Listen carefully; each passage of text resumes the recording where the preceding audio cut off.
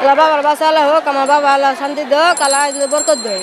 আমার বাড়ি ঘর নাইকিয়া, আমার জমিন জায়গাও নাইকিয়া, আর এই কাপড়টা পাই আমার অনেক ভালো লাগছে। ৭০ ঊর্ধ্ব বয়সের বৃদ্ধা আনোয়ারা বেগম স্বামী মৃত্যুবরণ করেছেন প্রায় ২০ বছর আগে। খুবই কষ্ট করে জীবিকা নির্বাহ করেন।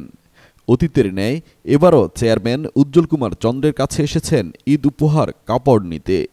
তিনি বলেন এর আগেও ৩ বার এসেছেন এবং বিভিন্ন সময় সহযোগিতাও পেয়েছেন।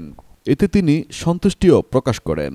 পবিত্র ঈদুল আজহা উপলক্ষে হতদরিদ্র নিম্নআয়ের মানুষের মাঝে ঈদ উপহার হিসেবে শাড়ি ও লুঙ্গি বিতরণ করেছেন ময়মনসিংহের মুক্তাগাছা উপজেলার বাসাটি ইউনিয়ন পরিষদের চেয়ারম্যান উজ্জ্বল কুমার চন্দ্র, যিনি নিজ উদ্যোগে হতদরিদ্র নিম্নআয়ের মানুষের মাঝে ঈদ উপহার হিসেবে এসব বিতরণ করেন।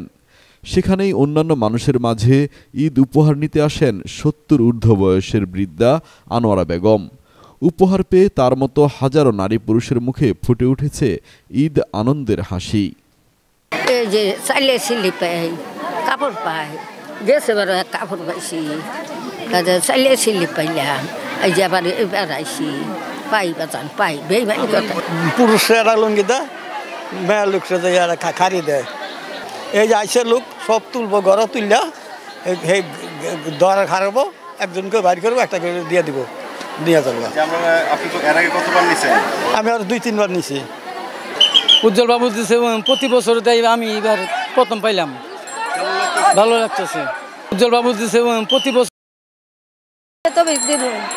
আল্লাহ বাবার বাসা আল্লাহ হোক, আমার বাবা আল্লাহ শান্তি দেখ, আল্লাহ বরকত দেখ। প্রথম পাইলাম।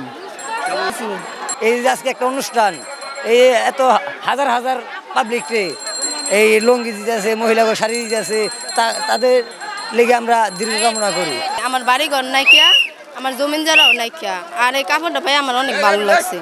জেলার বাপকির মোড় সংলগ্ন উজ্জ্বল অটো রাইস মিল প্রাঙ্গণে হতদরিদ্র ও অসহায় নারী পুরুষের মাঝে ঈদ উপহার হিসেবে একটি শাড়ি ও একটি লুঙ্গি বিতরণ করা হয়। এ সময় চেয়ারম্যান উজ্জ্বল কুমার চন্দ্র বলেন, তার বাবা বেঁচে থাকতেই এই কার্যক্রম শুরু করেন, তবে সেটা ছিল ছোট পরিসরে। এখন ধীরে ধীরে বৃহৎ আকারে আয়োজনের প্রচেষ্টা করছেন তিনি। নিজে উপস্থিত থেকেই এসব উপহার সামগ্রী বিতরণ করা হয়। ঈদের শুভেচ্ছা বার্তা এবং ঈদ উপহার এটা আমরা ২০০০ সনেতে দিয়েছি। ঈদের আগের দিন আগে ছোট পরিসরে ছিল, আমরা আমাদের খালি ইউনিয়নের লোকদের দিতাম। সারা মুক্তাগাছার লোকজন আস্তে আস্তে বাড়তেছে, অনেক হয়েছে। তা আমরা আমাদের সাধ্য মতো চেষ্টা করতেছি সবাই দেওয়ার জন্য, দিতেছি। সবের কাছে আমরা দোয়া চাই, সবাই আমাদের জন্য একটু দোয়া করবেন।